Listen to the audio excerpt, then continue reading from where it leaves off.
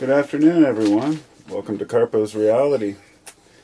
I'm doing this video in black and white because it kind of goes with the title here, which is, it's one of the difficult things I have is naming my videos, titling my videos.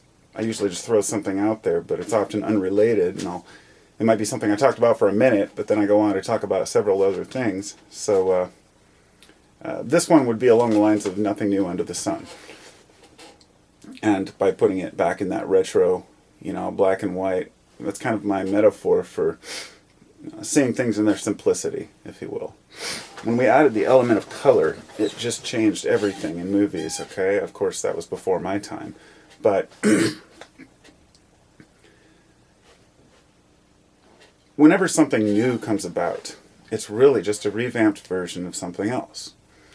And the more we analyze life, the more we realize this. And I'm going to do my best here to explain and express what I'm trying to say, which is that life is a fractal nature. Everything in our lives is fractal in nature. And I've heard this from people before, and I've discussed this before, but it sounds awfully silly and like mumbo jumbo unless it's explained. So I'm going to do my best to do that. Fractals, first off, are, well, you would say they're mathematical formula in a way, but let's just take the ratio, the phi ratio, which is a sunflower, okay? And the phi ratio is set up to where it's like the perfect shape. It's the perfect spiral, if you will. And whenever you look at a smaller zone of it, it'll look just like the larger picture. Now, you may have heard of the Mandelbrot fractal zoom. This is where you'll see it just zooms into these weird shapes, and it just goes deeper and deeper and never stops. Well, this is not just some pretty colors. It's an actual equation. These are mathematical formula that are put to visual. So seeing the visual cue of it gives you an idea that there's patterns within patterns. That's what I'm trying to get to. And something I realized the other day, it just kind of hit me when I was out. I just got back from a few days of camping, we stayed in a house up there at this lake, and I was thinking about how the little events that happen in our lives, they are sometimes smaller versions of a larger thing. It's like everything that exists in our life, it only exists by contrast. And contrast is the key word I want to use here. Whenever we have an experience, we contrast it to what we either have experienced before, or to what we have heard we might experience, or to what we've seen others experience or heard of others experiencing.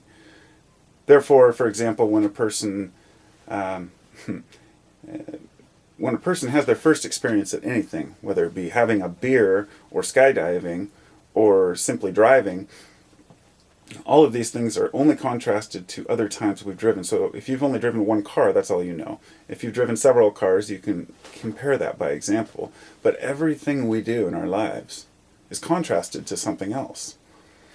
And sometimes those contrasts are wheels within wheels, if you will. That these are little, the daily pattern we live is a smaller version of the yearly cycle. And that's a smaller version of the lifetime. Just like in the morning you wake up and at night you go to sleep. And when you see these patterns reflected back and forth, everything takes on a whole new shape. But it's really difficult to express and explain. Now, nothing new under the sun came to me because I was thinking about quotes earlier. And I thought of one of the funniest things a few years back. I remember saying, there are no new good quotes, that all the good quotes are taken. And it was kind of a joke, but I never really shared it with anyone. It was just something I'm always thinking about, how, yep, those guys who came in the olden days, they came at just the right time, to take the quotes. And we know that many of the quotes that are 1,000 years old or more probably weren't even the original words. And it probably wasn't what the person actually said or the original context. But what I've realized is that it doesn't matter. The words carry weight because they are stories, if you will. Each saying, if it's said in Old English, thou shalt not kill, or whatever you particular, lingo you choose, it sounds more profound when it's put in a different language rather than saying, be cool to people and they'll be cool to you, It would be more like treat others as you would like to be treated. They want it to sound. People who come up with quotes. What I'm saying is that even some of the most famous quotes by the forefathers and by ancient scholars and teachers and religious leaders, they're all just repeated from other older stories.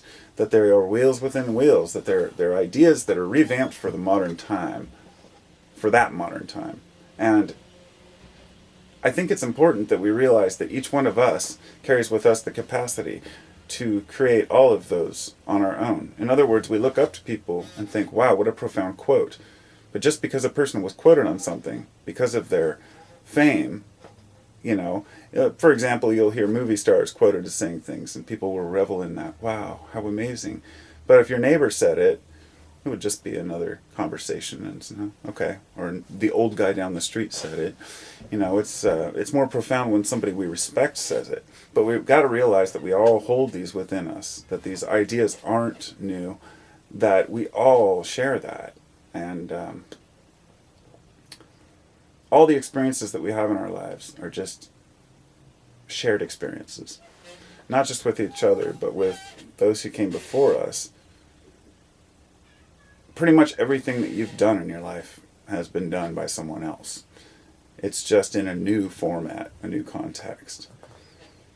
Like recording a cassette tape when I was a kid is how we got our music. Today you download it.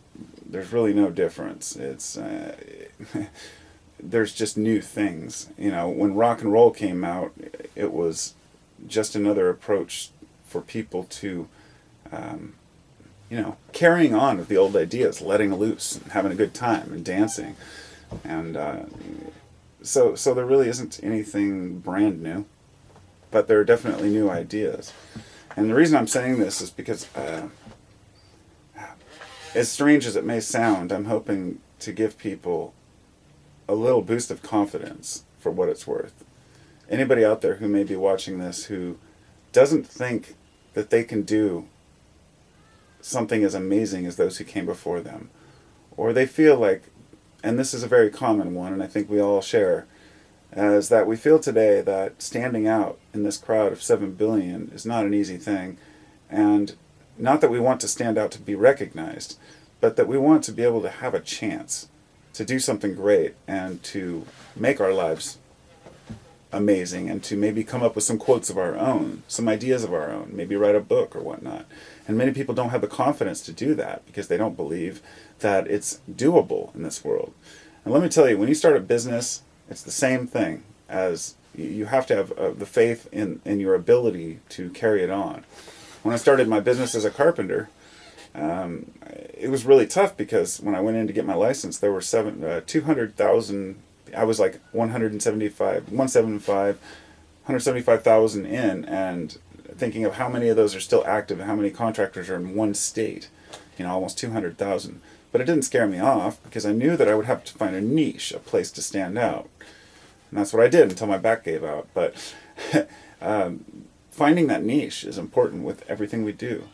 We can't take work so seriously and always want to be work on time and always want to make sure we impress the boss and that we get raises, and yet neglect our personal job as being human. And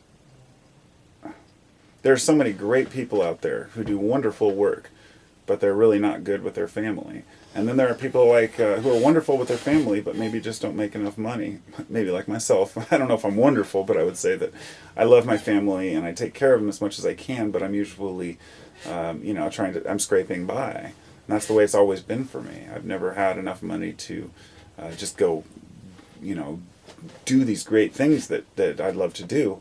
But I know that it's myself that holds me back from doing these things through my own maybe lack of effort. But most of I'm not going to blame somebody else for where I'm at. And I think once we realize that, that's when we can get past a lot. And the number one key to finding your own truth is to let it go. Let the past go. forget about it. It's gone. It means nothing. And that's easy to say for people, but you really got to stick it in your head to let it go. You know, something I wanted to mention, I realized that I'm never disappointed when I go do fun things, whether I go on vacation, if I go out and plan a weekend somewhere and it rains the whole time, I don't come home bummed and worrying about like how much fun I could have had. I make the most of it while I'm there, and that's something I've had to train myself to do. But now I've realized that it's a big part of not making plans is being happy. And I really love to rub that one in to, you know, just embed it in people's minds. And there's a quote that I heard earlier that I came across again. It just popped into my head. It was, those who don't have expectations are seldom disappointed, or something like that. It's that quote. When I read that quote, it's funny I remember that because that's what inspired me to do this video. I read that quote and I thought, that's just the same old quote revamped in a different language. You know, it's just another. There's nothing famous or special about it. It's just but it's a good one. It's important to know that. Anyway, we've got to know that we have the power within ourselves, the capacity to do things. We've got to not blame people, and we've got to be able to let the past completely go. I don't know what else to say about it. I guess it's just, to me, finding happiness is very important. But that can't come at the cost of others. And what I found is that if I don't make serious plans for my life, then it allows me to be more flexible. It allows me to be a little more flexible in how I accept things and what I do. But at the same time, there is a negative aspect to that. As always, there's a yin and yang. And that's that without making plans, it's very difficult to keep organized and follow through on things. Or sometimes I don't plan things well enough, and maybe I don't get a motel soon enough for a trip, or, you know. So to bring up there's a contrast there. The yin to my yang. You know, my wife is, she's very good at making plans and keeping organized, paperwork, stuff like that. And I'm the opposite. But I'm really into, you know, for example, when we're packing to go somewhere, she's all over it. She's always packing up to get ready. But when it comes to packing the car and packing to come home, I'm trying to be on top of it, you know, and it just comes naturally. We try to work with each other, and I think that's an important aspect, is the male and female energies working together. It even feels weird to even say that these days, because I always say significant other, because of that stupid, the sensitivity of today's world. If I were to say something just like husband and wife, somebody would say, whoa, what if there's two husbands, or what if there's two wives? Oh, come on, let it go. There are lesbians, you know, there are gay couples, there are there are singles, and there are, you know, bisexual, probably unisexual, homosexual, heterosexual. It doesn't matter. The point here is that having somebody in your life, whether it be a male, female, or even just a good friend, anybody, is very important to realize that they have to complement you. I had somebody ask me the other day, they said they have a hard time because their wife's not like them. I can't remember how it was worded, but my response was basically that he said his wife wasn't into the same things, like some of the deeper things. And I said, that's wonderful, you know, because then you can show her those things. And she can show you what she's learned in her time. The idea is that one side isn't gaining and one side losing, that both of you are gaining. And I read something a while back that talked about couples being willing to change for each other. If you're so stubborn that you're not willing to change anything about yourself for someone else, then you're missing what it means to have a significant other. These are people that help you to become better people, but we don't always become better people. And these relationships that we have are, in themselves, you know, there's nothing new under the sun as well. It's just, it's something that's happened through history. We've always had people in our lives that we shared with. And, you know, it's one of those things that the animal kingdom shares with us when we try to separate ourselves through thinking that we are conscious and animals aren't. Well, everyone's seen cats snuggling and, dogs loving on each other. You may not call it love in the human sense, but it's compassion and sharing for the sake of comfort. And ultimately, if you really break down and ask yourself, what do you want out of life? It's comfort, happiness. That's why we create religion. That's why we set ourselves up with so many addictions and problems. That's why we have shortcomings. It's the little discomfort of being human, because it's hard to be human. And sometimes we need to give ourselves a break and realize that we're trying our best. It amazes me that being conscious in this world is even a thing. that we all share this consciousness, and some people are so intent on getting people to realize this, and other people just don't even care. They just want to go to bed, wake up, and do it all over again. And it's the beauty of all the different types of people and the different things we share. But there are common threads. The difference in humanity is what makes it wonderful. But the common threads are what show us the truth. So the truth is always revealed through common threads. And those common threads are part of that fractal pattern. And once you start to see the pattern, you can recognize when Source is speaking through nature, if you will. And yes, I believe that nature has a presence and awareness. Nature itself is completely aware. This is why I've had discussions with people about, veganism and vegetarianism, and where do you draw the line between plants, animals, insects, do you swap flies? Would you eat animals if you were starving? And there are no cut and dry answers, it's a very complicated issue, like all of them are. And I think I'm going to make a video about that next, so I'm going to leave that one for then. But I think it's really, we take for granted our senses working together. And sometimes you might not be able to see well or hear well or feel well.